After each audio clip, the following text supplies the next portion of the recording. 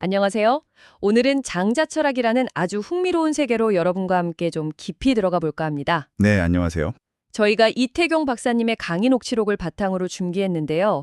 특히 그 장자의 핵심이라 불리는 네 편 있잖아요. 아, 네네. 4편, 7편이죠. 네, 그 속에 담긴 유명한 우화 네 가지를 중심으로 그 깊은 뜻을 한번 파헤쳐 보려고 합니다. 장자 이야기가 좀 아리송하게 느껴질 수도 있지만 오늘 저희랑 같이 그 속에 숨은 지혜를 발견하는 시간이 되면 좋겠습니다. 네, 좋습니다. 이 장자라는 텍스트 자체도 사실 흥미로운 점이 많아요. 이게 그냥 오래된 책이다. 이게 아니라 어떻게 만들어지고 전해져 왔는지를 아는 게 내용을 이해하는 데 또 중요한 실마리가 되거든요. 아, 그 배경부터 알아야 하는군요. 그렇죠. 본격적인 우화 이야기 전에 왜 우리가 그 많은 편 중에 4편에 주목해야 하는지 그것부터 잠깐 짚고 넘어가면 좋을 것 같습니다. 네, 좋습니다. 장자책이 내편, 외편, 자편 이렇게 나뉜다고 들었는데요. 왜 유독 내편이 장자 본인 사상에 가깝다고 보는 건가요? 좋은 질문이세요. 고대 문헌이라는 게 사실 요즘처럼 저자 한 명에 딱 완성해서 내는 방식이 아니었거든요. 아, 그렇죠. 누가 시작하면 후대에 덧붙이고 뭐 그런 식이었죠. 맞습니다. 장자 역시 그런 과정을 거쳤을 가능성이 아주 높아요. 특히 외편이나 자편에는 장자 이후 학자들 생각이나 심지어는 장자 원래 생각과는 좀 다른, 예를 들면 육아나 법과 같은 사상이 섞여 들어갔을 수 있다는 분석이 많습니다. 쓰는 단어나 생각하는 방식 같은 걸 보면 시대 차이가 좀 느껴지기도 하고요. 아, 그러니까 후대에 다른 생각들이 이렇게 덧붙여졌을 수 있다 이런 말씀이시네요. 그렇죠. 게다가 그 당시에는 책을 대나무 조각, 그 주간이라고 하죠. 거기에 적고 끈으로 엮었는데 이게 오래되면 끈이 끊어져서 순서가 막 뒤죽박죽되는 그런 착간 현상도 흔했고요. 와. 또 글자를 옮겨 적는 과정에서 실수로 틀리거나 아니면 필사하는 사람이 자기 생각을 살짝 넣거나 빼기도 하고요. 변수가 정말 많았던 거죠. 와, 진짜 복잡했네요. 그럼 우리가 지금 보는 장자가 원래 장자 생각과 다를 수도 있는 거네요. 네, 그럴 가능성을 배제할 순 없습니다. 특히 육아 경전들은 한나라 때 국가 차원에서 한번 싹 정리를 했는데 도가 사상은 좀 그렇지 못했거든요. 아, 그래서 학자들은 아무래도 장자 본인 사상에 가장 가깝다고 여겨지는 이 4편, 7편을 중심으로 장자 철학의 핵심을 파악하려고 하는 겁니다. 외편, 자편까지 다 포함하면 논의가 너무 커지고 핵심을 놓칠 수도 있으니까요. 네, 그래서 내 편 중심으로 봐야 한다는 건 알겠습니다. 근데 장자글이 대부분 비유적인 이야기, 그러니까 우화로 되어 있다고 하셨잖아요. 네, 맞아요. 우화가 많죠. 이게 뭔가 논리적인 설명보다는 이야기 형식이라 해석하기가 더 까다로운 면도 있을 것 같아요. 왜 굳이 이야기로 했을까요? 그것도 아주 정확한 지적입니다.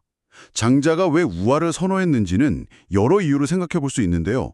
뭐랄까, 딱딱한 논증보다는 이야기가 주는 울림이나 여운이 더 크다고 생각했을 수도 있고요. 그럴 수 있겠네요. 아니면 세상이나 인간의 진리라는 게 하나의 명쾌한 논리로 딱 규정하기 어렵다?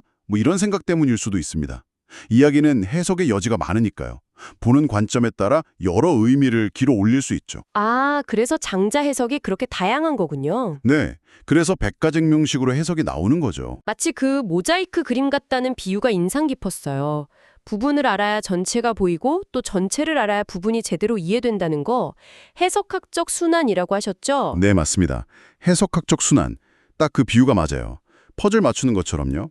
개별 우화들, 그러니까 부분들을 읽으면서 일단 의미를 파악해보고 그걸 모아서 장자철학이라는 전체 그림을 그려보는 거죠. 그리고 그 전체적인 이해를 가지고 다시 부분을 보면 처음엔 안 보였던 더 깊은 의미가 보이기도 하고요. 이런 순환적인 읽기가 필요합니다. 특히 장자처럼 비유나 상징이 많은 고전은 더더욱 그렇죠. 네, 알겠습니다. 자, 그럼 이제 진짜 그 흥미로운 우화 속으로 한번 들어가 볼까요? 첫 번째는 역시 그 유명한 거대한 물고기랑 새 이야기죠. 개붕우화. 네, 맞습니다. 4편 첫 장, 소유유편의 시작을 알리는 대붕오화입니다. 북쪽에 아주 어둡고 깊은 바다, 북명이라는 곳에 곤이라는 어마어마하게 큰 물고기가 살았어요. 네. 그 크기가 몇천 리인지 알 수도 없다고 하죠. 근데 이 곤이 어느 날 새로 변신을 해요. 그 새 이름이 붕입니다. 이 붕 역시 날개 길이가 몇천 리인지 모를 정도로 거대하고요. 와, 상상도 안 되네요. 그렇죠. 이 붕이 남쪽의 밝은 바다, 남명을 향해서 날아간다는 이야기입니다. 여기서 핵심은 역시 변신이랑 이동이겠네요. 물고기 곤이 새 붕으로 변하고 북쪽에서 남쪽으로 간다. 이게 뭘 상징하는 걸까요? 그냥 이사 가는 건 아닐 테고. 네, 그렇죠. 여기서 북명은 어둡고 차가운 이미지처럼 좀 인생이 암울하고 부자유스러운 상태, 고통스러운 상태를 상징한다고 볼 수 있습니다. 아, 북쪽 바다 어둡고 추운 곳. 행복한 상태를 의미하겠죠. 네. 근데 중요한 건 물고기인 곤의 상태로는 남명으로 갈 수가 없다는 거예요. 왜죠? 헤엄쳐서 가면 안 되나요? 이게 옛날 사람들 생각에는 북쪽 바다랑 남쪽 바다 사이에 큰 땅덩어리가 가로막고 있다고 봤어요. 아, 땅이니? 네, 그러니까 물속을 다니는 곤은 이 땅을 넘어갈 수가 없는 거죠.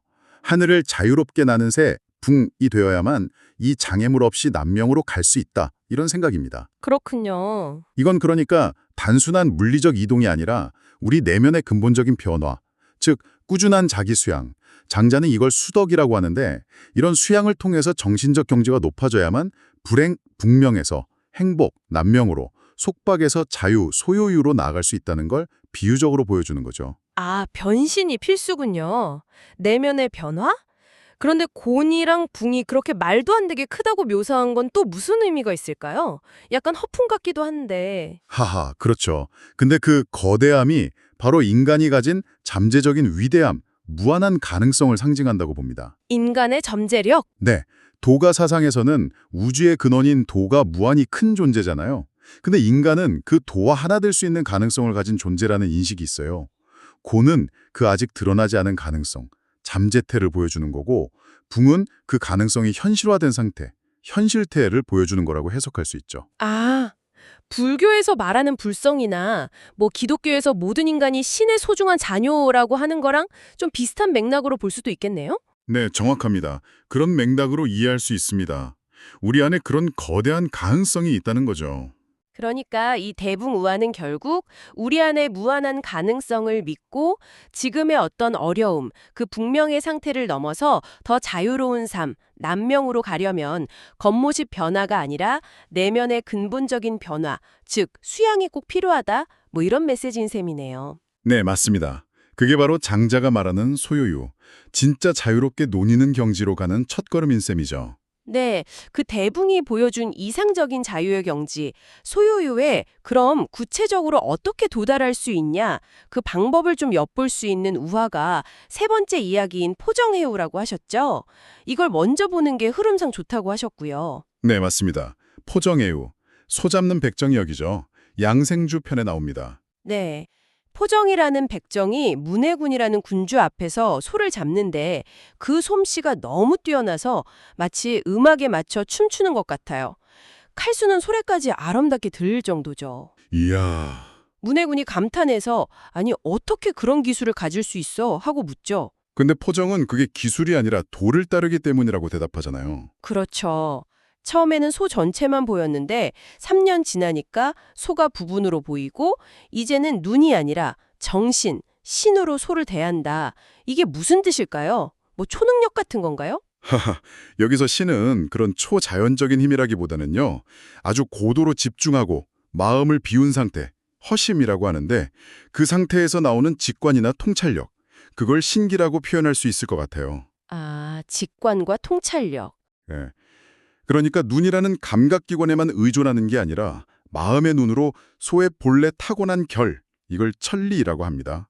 그리고 뼈와 살 사이의 빈틈, 대국이라고 하는데 이 결과 틈을 따라서 칼을 움직인다는 거죠.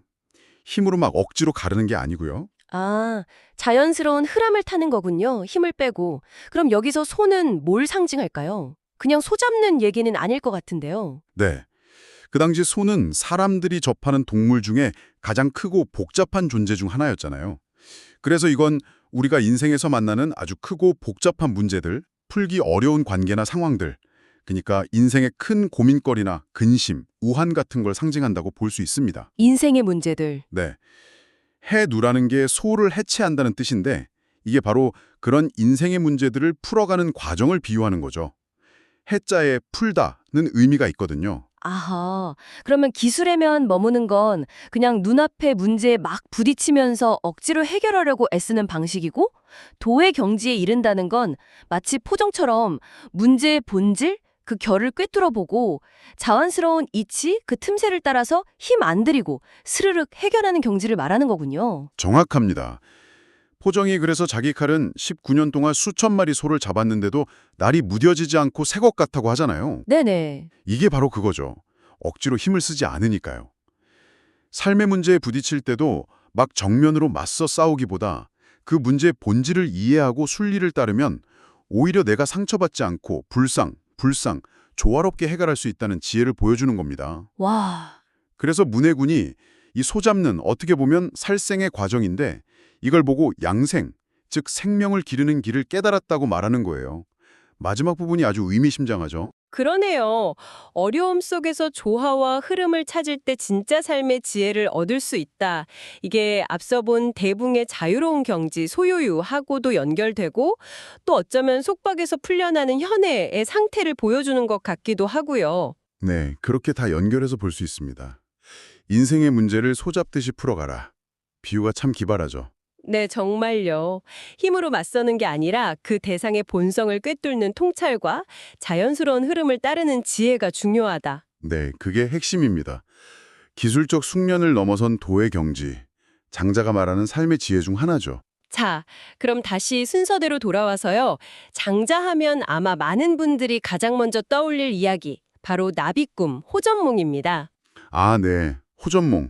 제물론 편에 나오는 아주 유명한 이야기죠. 네. 장주, 그러니까 장자 본인이 어느 날 꿈에 꿨는데 자기가 훨훨 나는 나비가 돼서 너무 즐겁게 놀았어요. 너무 진짜 같아서 자기가 장주라는 것도 잊어버릴 정도였죠. 그러다 딱 꿈에서 깼는데 깨고 보니 분명히 나는 장주란 말이죠. 근데 문득 이런 생각이 드는 거예요. 방금 내가 꿈에서 나비가 된 거였나? 아니면 지금 이 나비가 꿈속에서 장주가 되어 있는 건가? 네, 이 이야기 보통 이걸 장주가 곧 나비고 나비가 곧 장주다. 그러니까 세상 만물의 구분이 사실 무의미하고 모든 게 하나로 이어져서 변화한다. 뭐 이런 물화사상, 물화일체를 보여주는 걸로 해석하잖아요. 네, 그게 가장 일반적이고 널리 알려진 해석입니다. 물화일체, 만물은 변화하며 하나다. 네. 근데 이야기 마지막 구절을 좀 자세히 볼 필요가 있어요. 주유호접은 반드시 구분이 있을 것이다. 이것을 일러 물화라고 한다. 이렇게 끝나거든요. 반드시 구분이 있다고 하면서 그걸 물화라고 한다고요? 좀 이상한데요. 모순 아닌가요? 그렇죠. 그래서 이 부분을 다르게 해석할 여지가 있다는 겁니다. 저는 이 물화를 긍정적인 만물일체의 의미로 보기보다는 오히려 좀 부정적인 의미로 해석하는데요. 부정적인 의미요? 네. 그러니까 외부 대상이나 상황, 즉 물, 우에 의해서 내 상태가 좌우되고 화하는 것으로 보는 거죠. 아, 물 우에 의해 변화, 화한다. 네. 본질적으로는 구분될 수밖에 없는 장주와 나비 사이에 억지로 구분이 없다 이렇게 생각하거나 아니면 반대로 그 분에 너무 집착할 때 오히려 현실의 변화들 있잖아요. 뭐 늙거나 병들거나 가난해지거나 하는 외부적인 물에 따라서 마음이 쉽게 막 흔들리고 괴로워지는 상태. 그 상태에 빠지는 것을 경고하는 말로 읽는 것이죠. 와, 그 관점에서 보니까 물화라는 단어가 완전 다르게 들리네요. 우리가 외부 환경이나 뭐 다른 사람 시선 같은 거에 따라서 기분이 막 좋았다 나빴다 하는 거 생각하면 오히려 그 구분을 억지로 없애려 하거나 아니면 너무 거기에 매달릴 때 더 흔들린다는 경고가 훨씬 현실적으로 와닿는 것 같기도 합니다. 네, 이게 뭐 기존 통설과는 좀 거리가 있지만 텍스트 자체의 논리적인 흐름 안에서 보면 만물일체로 해석하는 것보다 오히려 이런 해석이 더 자연스럽지 않나 저는 그렇게 생각합니다. 특히 외부 상황에 휘둘리지 않는 내면의 평정을 강조하는 장자 전체 사상과도 이게 더 잘 맞는 것 같고요. 네. 와, 굉장히 흥미로운 해석입니다. 어떤 해석이든 이 짧은 이야기가 현실과 꿈, 나와 세상의 경계에 대해서 정말 깊은 질문을 던지는 건 분명해 보입니다. 자, 이제 마지막 네 번째 우화로 가볼까요? 이건 결말이 좀 섬뜩하죠? 혼돈의 죽음 이야기요. 네, 맞습니다. 내 편, 응제왕 편의 마지막을 장식하는 우화죠. 혼돈 우화. 네. 세상의 중앙에 임금 혼돈이 다스리고 있었는데 이 혼돈은 눈, 코, 입, 귀 같은 7개의 구멍, 칠규가 없이 그냥 매끈한 모습이었어요. 달걀 귀신처럼요. 아, 구멍이 없는. 네. 근데 남해 임금 숙이랑 북해 임금 홀이라는 자가 가끔 혼돈 땅에 와서 신세를 졌는데 그 은혜를 갖고 싶었던 거죠. 네. 그래서 혼돈에게 사람은 다 7구멍이 있어서 보고 듣고 먹고 숨 쉬는데 당신만 없으니 우리가 뚫어주겠다. 뭐 이렇게 된 거죠. 그렇죠. 좋은 마음으로. 하루에 하나씩 구멍을 뚫어주기로 합니다. 그런데 7째 날 마지막 구멍을 딱 뚫자마자 혼돈이 그 자리에서 죽어버렸다는 이야기죠. 좋은 의도였는데 결과는 완전 비극이네요. 이건 뭘 말하려는 걸까요? 그냥 있는 그대로 둬야 한다, 함부로 바꾸려 하지 마라, 이런 뜻일까요? 네, 표면적으로는 그렇게 해석할 수 있습니다. 본래 그러함, 즉 자연 그대로의 모습을 존중해야 한다는 메시지죠. 근데 이것도 앞선 우화들과 연결해서 보면 더 깊은 의미를 찾을 수 있어요. 어떤 의미일까요? 여기서 7개의 구멍, 7규는 단순히 보고 듣는 감각기관만을 의미하는 게 아닙니다. 이건 세상을 인식하고 분별하는 능력, 그리고 그 분별에서 시작되는 지식의 통로를 상징한다고 볼 수 있어요. 아, 구멍이 분별과 지식의 통로다. 네, 우리는 이 구멍들을 통해서 세상을 받아들이고 이건 꽃이고 저건 나무고 이건 예쁘고 저건 밉고 이렇게 나누고 판단하잖아요. 그렇죠. 그 구멍 뚫기가 바로 그런 분별과 지식을 강요하는 행위였다는 겁니다. 와, 이건 정말 충격적인 비유인데요. 우리가 세상을 이해한다고 생각하는 그 행위 자체가 어쩌면 본래의 조화로운 상태, 그 혼돈을 깨뜨리고 고통을 낳는 시작일 수 있다는 거잖아요. 그렇습니다. 혼돈, 카오스 상태는 좋고 나쁨, 옳고 그름 같은 분별이 생기기 이전에 원초적이고 순수한 상태를 상징해요. 어쩌면 아이들이 세상을 아직 나누어 보지 않을 때 느끼는 그런 행복과 비슷할 수도 있고요. 그런데 여기에 숙과 홀로 대표되는 인위적인 구분과 지식이라는 잣대를 딱 들이대니까 혼돈은 그 본래성을 잃고 죽어버린 거죠. 왜냐? 분별이 생기면 필연적으로 좋고 싫음, 호, 아름답고 추함, 미추 같은 가치 판단이 따라붙게 되거든요. 아, 그리고 여기서 바로 욕이 생겨납니다. 좋은 건 가지려 하고 싫은 건 피하려 하고. 근데 욕망은 항상 다 채워질 수는 없으니까 결국 채워지지 않는 욕망은 불안과 괴로움으로 이어질 수밖에 없겠군요. 이거 아까 나비꿈 이야기에서 구분에 집착하는 걸 부정적으로 해석하신 거랑 정확히 연결되는데요. 네, 바로 그 지점입니다. 결국 우리가 감각과 경험에 의존해서 세상을 나누고 분별지, 또 그렇게 나눠서 만들어낸 가치체계에 얽매이는 것이 인간 불행의 근본 원인 중 하나다라는 통찰을 이 혼돈 우화가 아주 강렬하게 보여주는 거죠. 와, 이건 성경 창세기에 나오는 선악과 이야기랑도 좀 비슷해요. 선악과를 먹고 선악을 분별하게 되면서 에덴 동산에서 쫓겨나고 불행이 시작되잖아요. 비슷한 구조를 가지고 있는 거죠. 혼돈의 죽음까지 4가지 우화를 다 살펴보니까 각각 다른 이야기인데도 관통하는 핵심 주제들이 조금씩 보이는 것 같습니다. 이제 이 이야기들을 좀 엮어서 장자가 궁극적으로 뭘 말하고 싶었던 건지 그 철학의 큰 그림을 한번 정리해보면 좋을 것 같아요. 네, 좋습니다. 장자 철학의 출발점은 역시 인간이 겪는 고통, 쿠통입니다. 장자는 이 괴로움이 도대체 왜 생기는 걸까? 이걸 아주 깊이 파고들었어요. 네. 그리고 그 원인을 크게 2가지 측면에서 찾습니다. 하나는 우리가 어떻게 할 수 없는 외부적인 상황이나 운명적인 사건들, 이걸 물이라고 하고요. 다른 하나는 그 물에 대해서 우리가 어떻게 반응하느냐 하는 우리의 마음입니다. 아, 외부 상황인 물과 그걸 대하는 마음. 네. 근데 장자는 우리가 고통받는 근본적인 이유가 그 외부 상황 물 자체보다는 그것에 대처하는 우리의 마음이 뭔가 잘못되었기 때문 싱완이라고 봤어요. 마치 사람이 거꾸로 매달려 있는 것처럼 괴로운 상태다 이렇게 표현하기도 하고요. 거꾸로 매달린 것처럼 여기서 물이라는 게 그냥 물건 같은 사물만을 뜻하는 건 아닌 거죠? 네, 맞아요. 장자에서 물은 구체적인 사물보다는 우리가 살면서 겪게 되는 여러 가지 사태나 조건, 상태를 의미할 때가 많습니다. 예를 들면 사회적으로 쓸모없다고 여겨지는 것, 무용, 신체적인 장애나 불완전함, 신체 불완전, 피할 수 없는 죽음, 아니면 가난이나 질병 같은 것들, 이런 게 다 물의 해당될 수 있어요. 네. 근데 장자는 이런 물들이 근원적으로는 우주의 이치인 도에 의해서 주어지는 거고 우리 인간의 힘으로는 어찌할 수 없는 운명, 명의 영역에 속한다고 봤습니다. 운명. 네. 그리고 더 중요한 건 도의 관점에서 보면 이런 다양한 물들 사이에는 본질적으로 좋고 나쁨이나 귀하고 천함의 차이가 없다는 거예요. 아, 차이가 없다. 네. 가치적으로는 다 똑같다. 가치적 제일성, 경계가 없다, 무경계성. 이게 바로 만물을 가지런히 본다는 재물론의 핵심 사상이죠. 좋고 나쁨 같은 모든 가치 판단은 결국 인간의 주관적인 분별이 만들어낸 것에 불과하다는 겁니다. 와, 외부 상황, 물은 바꿀 수도 없고 또 그 자체로는 좋고 나쁨도 없다면 결국 문제는 그걸 받아들이는 우리 마음에 있다. 이런 결론이네요. 맞습니다. 그래서 장자 철학의 핵심은 심의 개조, 즉 마음을 바꾸는 데 있는 거예요.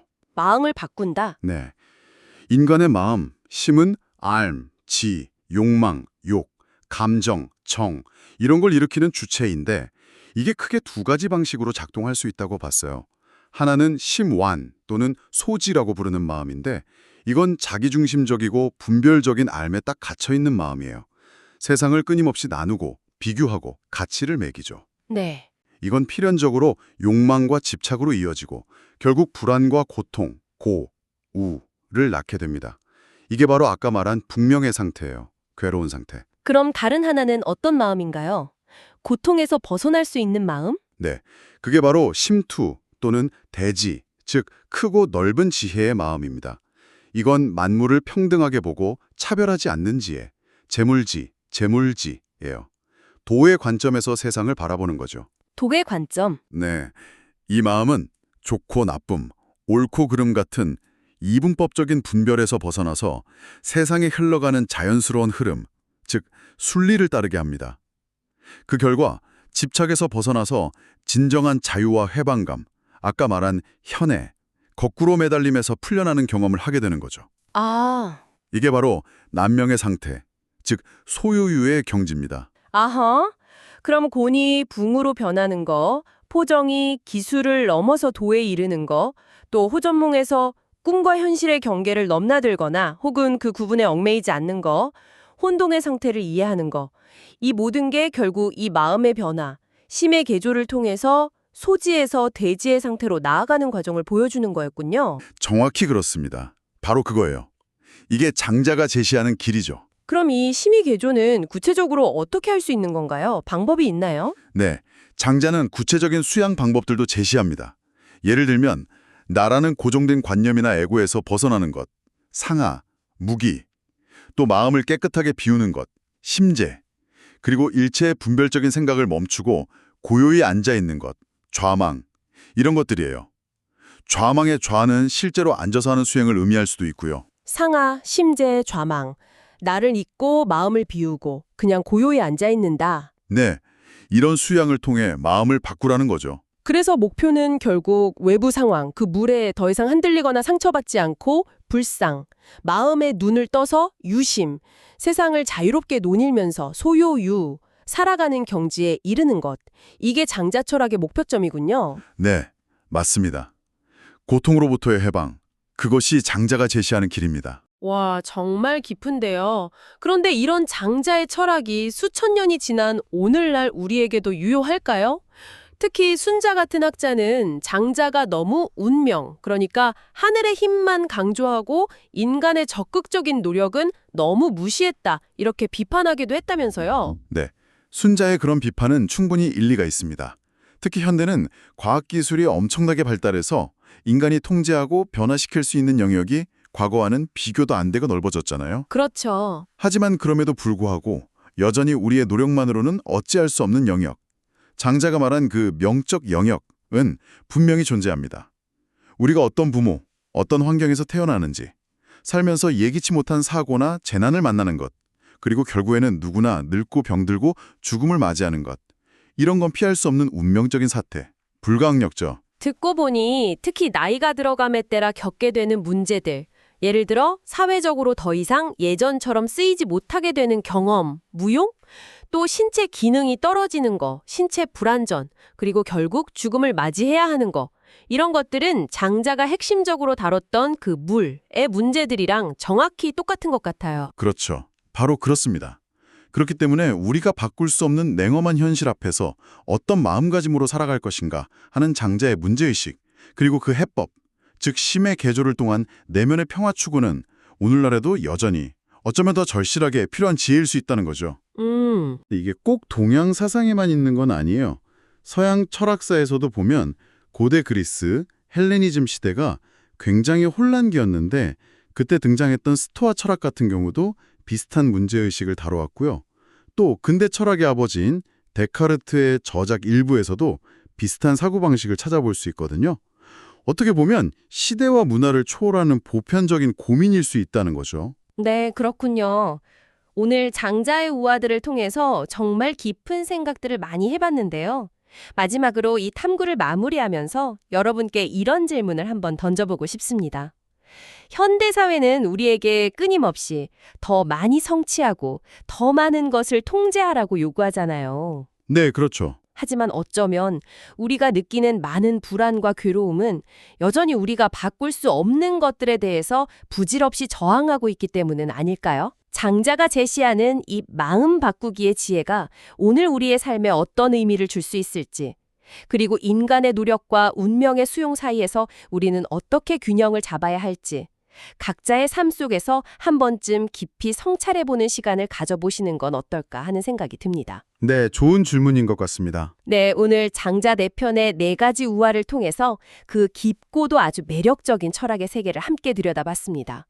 좀 어려운 내용일 수도 있었지만 여러분의 지적인 즐거움과 또 삶을 돌아보는 성찰에 조금이나마 보탬이 되었기를 진심으로 바랍니다. 장자의 지혜는 사실 한 번에 다 소화하기는 어렵습니다. 삶의 경험 속에서 계속 곱씹어 볼수록 새로운 맛과 깊이를 더해갈 거라고 생각합니다. 오늘 나눈 이야기들이 여러분 각자가 인생에서 마주하는 그 뉴를 지혜롭게 다루고 또 때로는 펑처럼 현실의 제약을 넘어서 자유롭게 날아오르는데 작은 등불이 될 수 있기를 기대해 봅니다. 네, 오늘 함께 해주셔서 감사합니다. 다음에도 흥미로운 지식의 세계로 여러분을 안내해드리겠습니다. 감사합니다.